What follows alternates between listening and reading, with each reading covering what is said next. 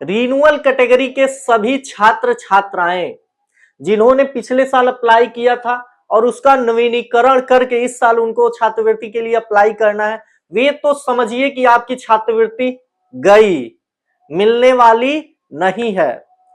देखिए, छात्रवृत्ति गरीब बच्चों के लिए बहुत ही आवश्यक है, लेकिन इस सत्र में 2023-24 में ऐसे फॉर्म भरने का तरीका दिया गया है जो कि सरासर बकवास है।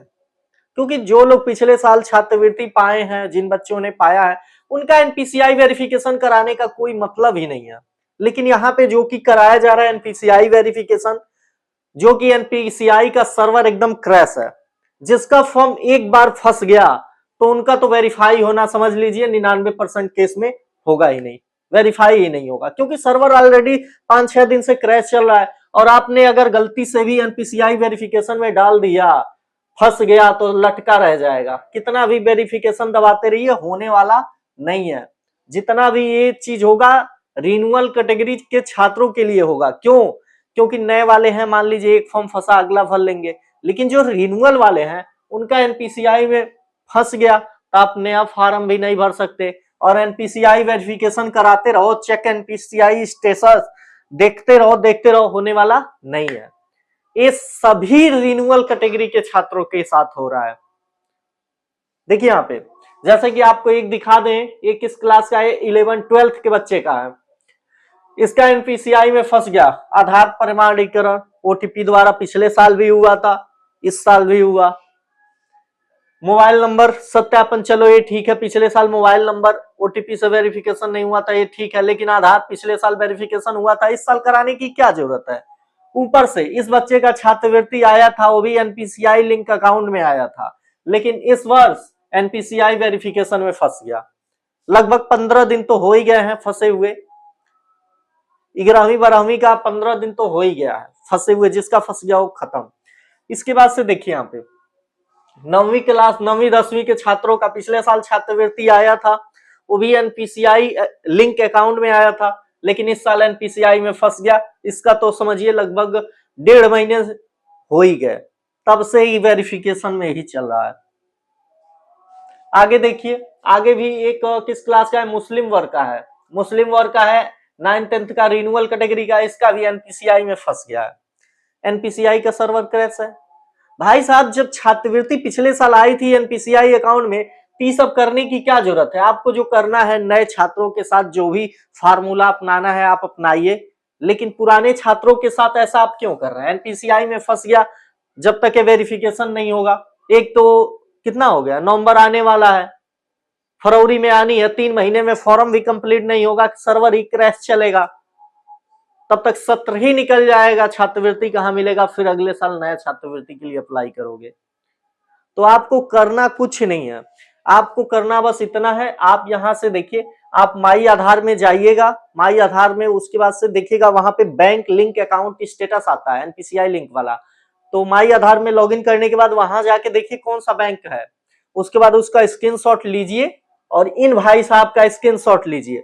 और सीएम, हमारे उत्तर प्रदेश के सीएम साहब ने एक एप्लीकेशन दिया है कंप्लेन के लिए, तो आप वहां जाके कंप्लेन कीजिए इन लोगों की। भाई साहब, आपने दिया तो है एनपीसीआई वेरिफिकेशन के लिए, ठीक है, लेकिन एक छात्रवृत्ति के लिए कोई कितना दौड़ेगा। सब कुछ करने के बाद भी तो फंड में पैसे नहीं होते हैं, ठीक है, नहीं है, लेकिन फॉर्म तो भरने दो। यहाँ पे एनपीसीआई वेरिफिकेशन में कोई कितना दिन दौड़ेगा। दौड़ते रहो। तो बच्चे पढ़ेंगे कि इस छात्रवृत्ति के चक्कर में पढ़ेंगे। गरीब बच्चों के लिए है, गरीब बच्चे तो ज्यादातर इसमें आएंगे, लेकिन उनको इतनी प्रॉब्लम झेलनी पड़ रही है जिसका निपटारा ये लोग कर नहीं रहे हैं। तो आपसे रिक्वेस्ट है, सीएम पोर्टल पे कंप्लेन कीजिए, एप्लीकेशन आता है, लिंक मैं दे दूंगा, उस पे जाइए और अपनी छात्रवृत्ति का स्क्रीनशॉट, एनपीसीआई वेरिफिकेशन पे पेंडिंग वाला लीजिए स्क्रीनशॉट। उसके बाद से आप माई आधार में लॉगिन करने के बाद एनपीसीआई जो अकाउंट लिंक आपका दिखाएगा उसको स्क्रीनशॉट लीजिए, दोनों को अटैच करके जो एप्लीकेशन मैं बताऊंगा वहां पे कंप्लेन कीजिए, ताकि इन लोग का जो है कारनामा वो पता लगे और ये लोग अपनी गलती सुधारे। भाई, जिसका छात्रवृत्ति पिछले साल आया हुआ है, जिस भी बच्चे का एनपीसीआई में आया हुआ है, उसका ये बार बार कराने की क्या जरूरत है, कोई मतलब नहीं है। लेकिन क्या करें, यही इन लोग का काम है, फंसता जा रहा है, सारे बच्चे परेशान हैं। आप देखिएगा शुरू शुरू में जब स्टार्टिंग में आया था फ्रेश वालों का, तो रात में 12 बजे के बाद अगर आप आधार वेरिफिकेशन करते थे तो एनपीसीआई डायरेक्ट उठा लेता था, लेकिन इस समय वो भी नहीं हो रहा है, वो भी नहीं हो रहा है। कितने लोग को 12 बजे कॉल करेंगे, सब लोग अपने नहीं भरते हैं, दुकान वालों से भराएंगे, दुकान वाले 12 बजे कितने लोग को कॉल करेंगे। अब तो रात में भी वेरीफाई नहीं होता, 4-5 दिन हो गए एनपीसीआई का सर्वर ही क्रैश है, मतलब चल ही नहीं रहा है, किसी का वेरीफाई ही नहीं हो रहा है। जब एक बार फंसा तो नए वाले हैं तो फिर अगला फॉर्म भर के एनपीसीआई वेरिफिकेशन कराएंगे, 4-5 फॉर्म भरेंगे, फिर एक वेरीफाई हो जाए।